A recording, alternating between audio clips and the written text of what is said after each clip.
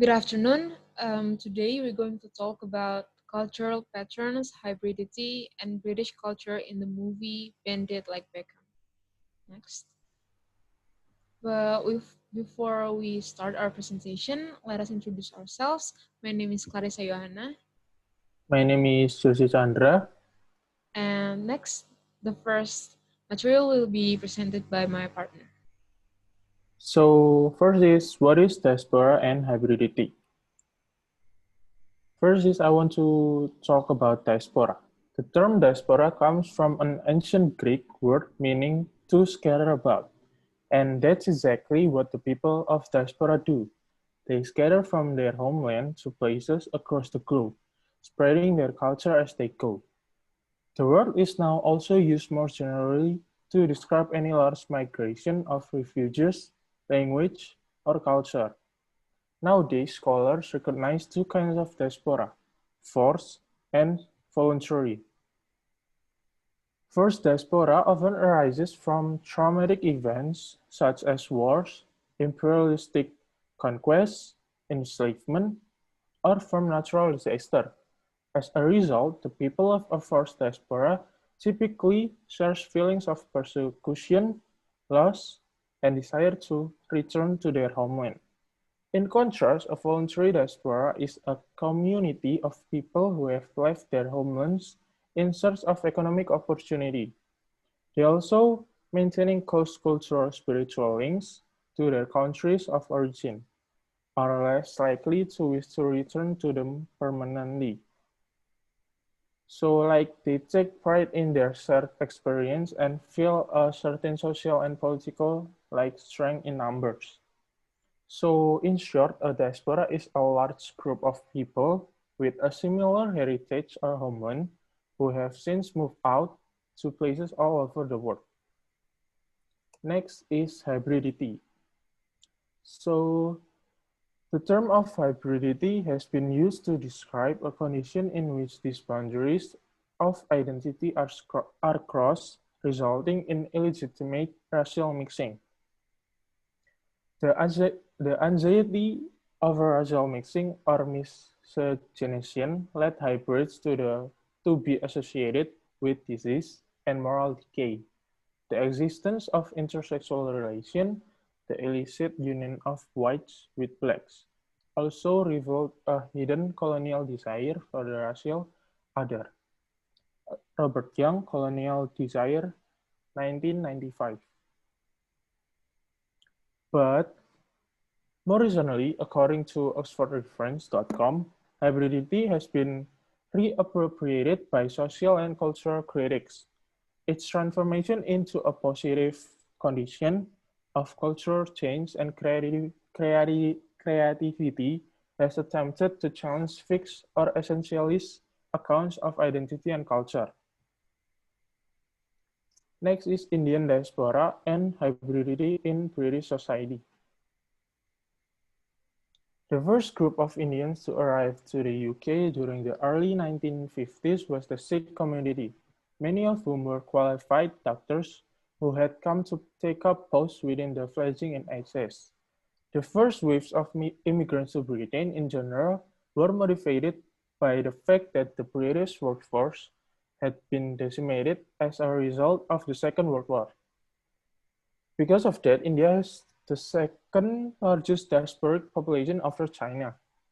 Since the 1950s, Indians have come to the UK to contribute to the country's economic development, or in the case of Indians expelled from Uganda, the Sikh refuge. And Indians today, almost 1.5 million strong, they make up one of the most prosperous and dynamic ethnic minority communities in UK. Their energy and ambition is reflected in high rates of employment and professional qualification. In the UK, the rate of employment among Indians is higher than among any other ethnic groups. Indian culture influences so much aspects in British society, such as business, academy or education, medicines, arts or media, politics, cuisine, sports, and public service. Next.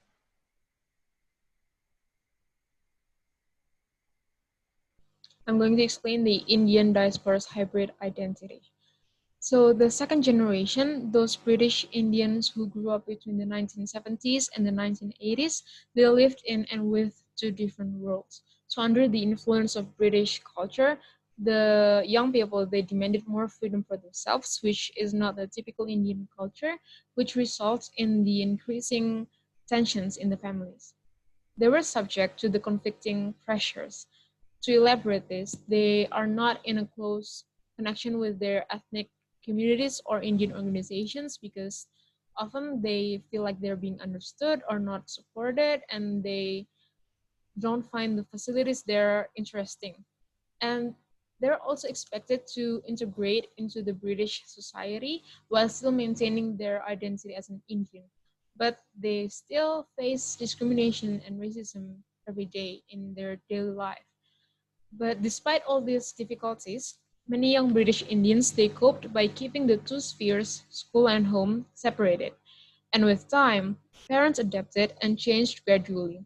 Families are beginning to learn that they have to negotiate in some kind of way to avoid generational conflicts. And often they found the middle ground.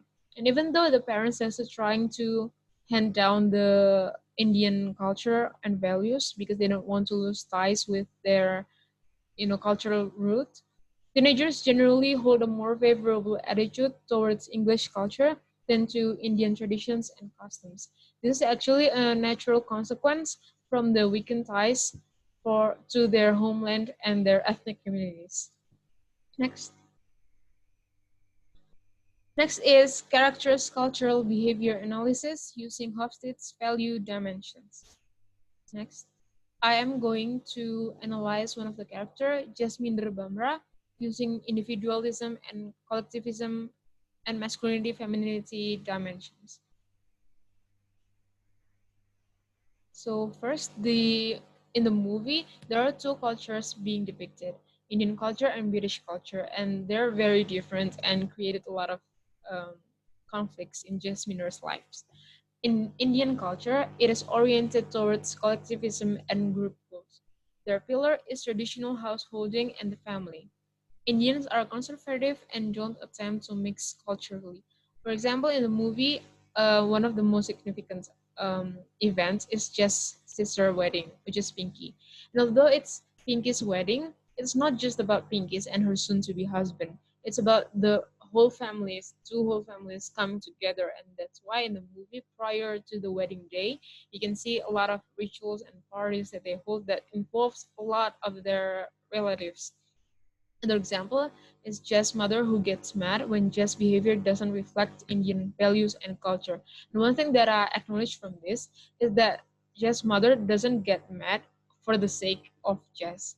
She gets mad because she's afraid that Jess will bring shame and will ruin her family's name. So again, collectivism.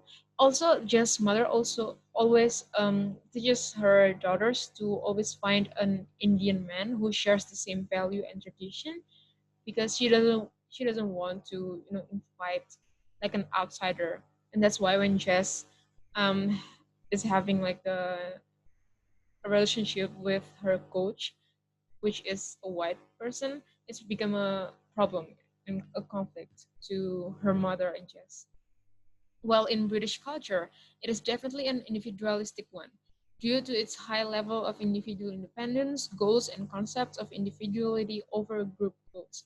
And the most vivid example of the British youth's independence is the fact that parents cannot interfere in Jules' private life. Jules is Jess' friend, even when it deals with her sexual orientation. And although in the movie, there are moments where the Jules' mom is finally confronted Jewel about her sexual orientation, she doesn't talk about it prior to that moment. She doesn't talk about it with Jules, she only talks about it with her husband.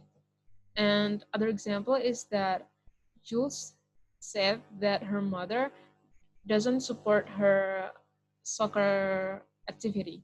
But if you compare it to Jess, Jess has to hide it from her family. While Jules, although she knows and her mother knows that Jules plays sport and it's not really, an ideal life for her mother, Jules still plays soccer ball despite her mother's unsupportive behavior. Next. So in the movie, there are many femininity values in the Indian culture that is being depicted, and it doesn't really follows all that femininity values, which creates conflicts. So one, Indian women must be conservative and modest while showing little skin. And this is why when Jess plays soccer, it becomes a conflict, it becomes a problem because soccer is a masculine sport, and the uniform that she wears while playing soccer shows a lot of bare skin. And so Jess is quite a rebel. She is not an ideal Indian woman. And even when her mother caught her playing soccer, her mother said something like, Jess shouldn't play soccer and showing her bare skin to thousands of people because it will bring shame to the family. Again with the collectivism. And Jess' family hopes that she will live her dream of becoming a soccer player and follow in her sister's path in learning how to be a good Sikh woman and eventually finding a good Sikh Indian man to marry. Jess' mother shows us how a real Indian wife has to behave as mother and housewife.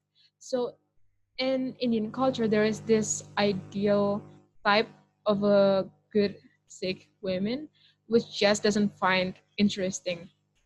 She doesn't want to become what a typical good Sikh woman looks like. She wants to pursue her dream as a soccer player. I'm sorry, and this is why it creates a lot of conflicts, all these clashes in cultures.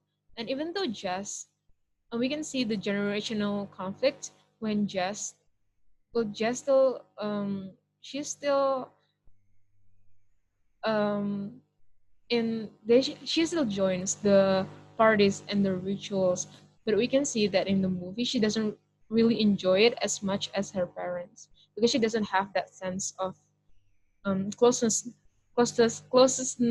to her Indian culture, and that's why. Next. So in conclusion, there are 2 points. One, Jess embodies the whole dilemma of the so-called second generation, as one can see in all European countries in which the children of immigrants were born. So they are linguistically and culturally much closer to the culture of where they were born, in this case, the British society. However, even though they're not as it's not as intimate and close her as their older generation would want them to, they are still in contact with the original homeland and the traditions of their parents' generation. The second point will be explained by Jose.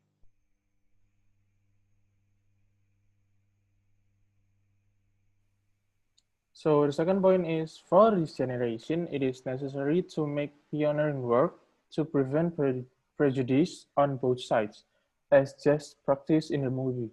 So at the end of the movie, Jess is finally able to blend both Indian culture and British culture in her life. She accepts her parents' strong Indian value by attending the traditional religious wedding ceremony of her sister, Pinky, and she also managed to finally get her allowance to pursuing her football dreams by attending the match, although there are still many cultural barriers to tackle, like her relationship with her coach. We could see both Jess and her family trying to compromise the differences that is caused by their cultural and generation gap. So I think that is all we want to tell about. And this is all our sources for this presentation. Thank you for your attention and good afternoon.